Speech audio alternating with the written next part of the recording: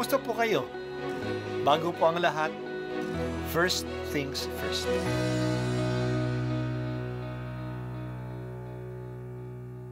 Good morning po. Sinisimulan po natin ngayon ang first things first. At dito po, tinatalakay natin sa unang bahagi ng umaga natin ay ang first readings na binabasa po sa banal na misa. Ito pong tinatalakay natin kasi madalas po kasi marami na tayong alam tungkol sa gospel readings. Pero konti po ang nagsasalita sa first readings. Pero ang first readings, bahagi din po yan ng Biblia, ng banal na kasulatan. Kaya susubaybayan po natin ang mga first readings, basahin po natin at kuminsan kailangan ng basahin ng 2 o 3 beses bago maintindihan kasi hindi po tayo familiar sa mga istorya at sa mga kaisipan na tinatalakay dito. Ang pagbasa mula sa mga gawa ng mga apostol noong mga araw na iyon, masidhi ang pagnanais ni Saulo na usigin at patayin ang mga alagad ng Panginoon.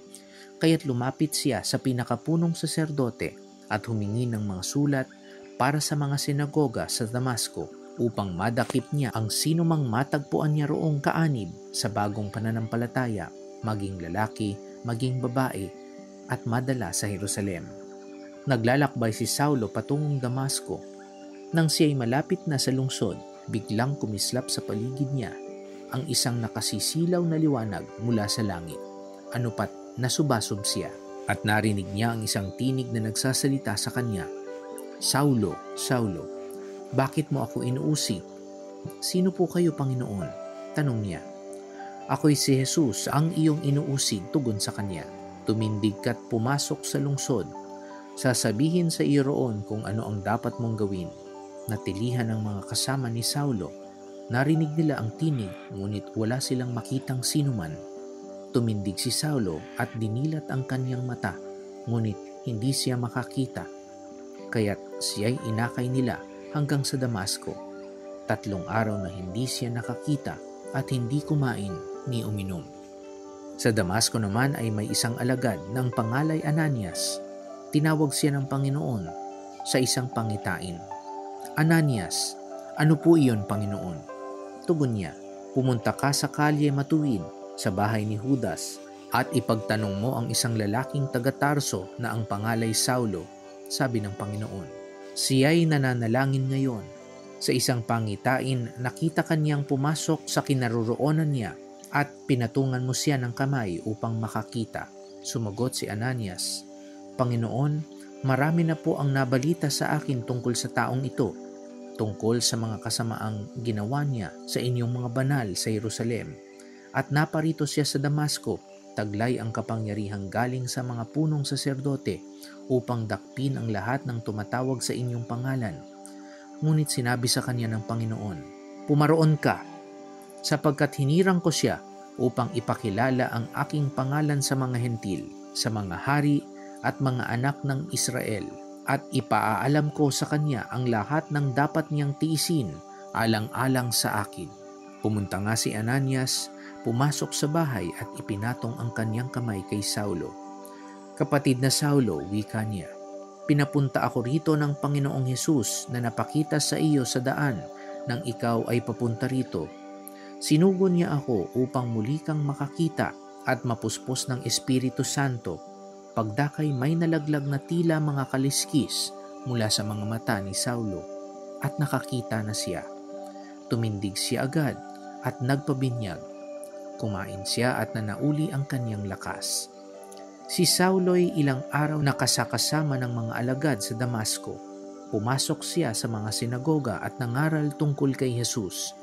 Siya ang anak ng Diyos, wika niya. Ang salita ng Diyos. Salamat sa Diyos. Si Saulo ay isang tao na kung ano ang paniniwala niya, iyan ang kanyang ginagawa ng buong kalayaan at ng buong kakayahan niya. Naniniwala siya na mali ang mga Kristiyano, na dapat silang pigilin, kaya binabahay-bahay niya silang hinuhuli.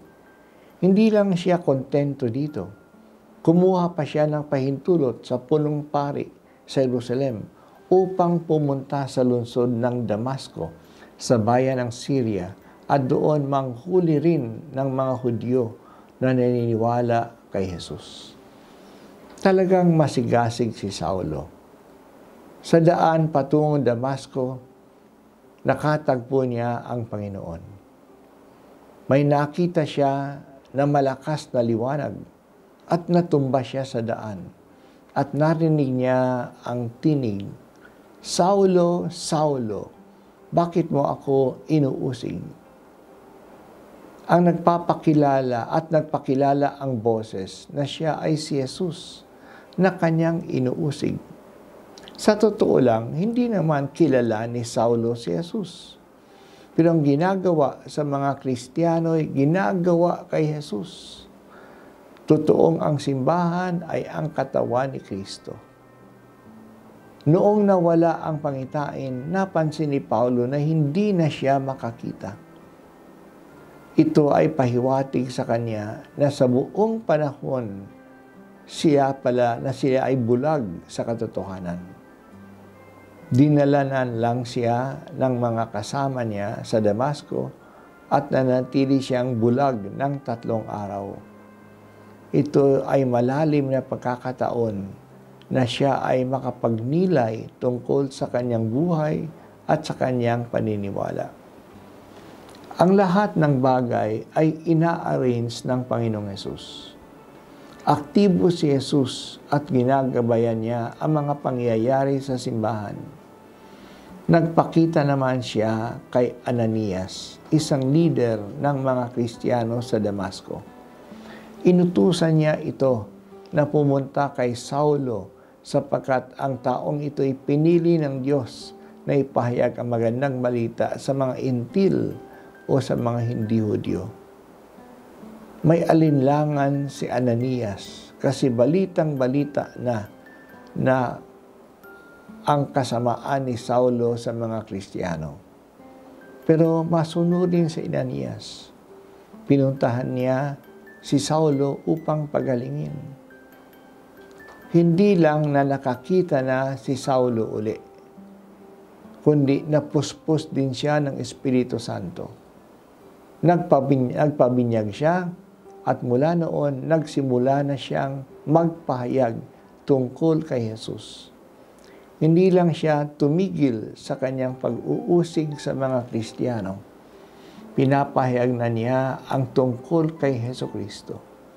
Naniwala na siya na si Jesus nga ay ang anak ng Diyos. Sa mga pangyayari na sinalaysay sa gawa ng apostol, makikita natin na ang pagpapakilos ng pananampalataya kay Jesus at ng Espiritu Santo ay malakas. May plano ang Diyos para sa kaligtasan. Kahit na ang mga kumukontra sa paglaganap ng magandang balita ay kanyang ginagamit sa pagpapahayag nito. Ito ay nangyari kay Saulo. Si Jesus ang nagbago sa kanya. Si Jesus din ang nagpadala ng tao upang pagalingin siya at binyagan. Talagang buhay si Jesus at aktibo at kumikilos siya sa mga pangyayari at sa mga tao. Hanggang ngayon, aktibo pa rin si Jesus na muling nabuhay. Kung manatili ang simbahan ng ganitong katagal, hindi yan dahil sa magaling ang mga Kristiyano. Yan ay dahil sa patuloy na pagkilos ng banal na Espiritu. Kaya maging bukas lang tayo sa Kanya. Sa pagmimisyon, ang leading actor ay walang iba kundi ang Espiritu ni Jesus. Si Jesus pa rin ang tanging tagapagligtas. Kumikilos pa rin siya ngayon sa pamagitan natin sa simbahan. Sana maging tulad kami ni Saulo, Panginoon, na handang magbagong buhay kung nakita namin na mali pala kami. Sana maging masigasig din kami tulad ni Saulo, Panginoon. Masigasig na gawin ang dapat gawin at hindi mahiya tungkol sa aming paniniwala.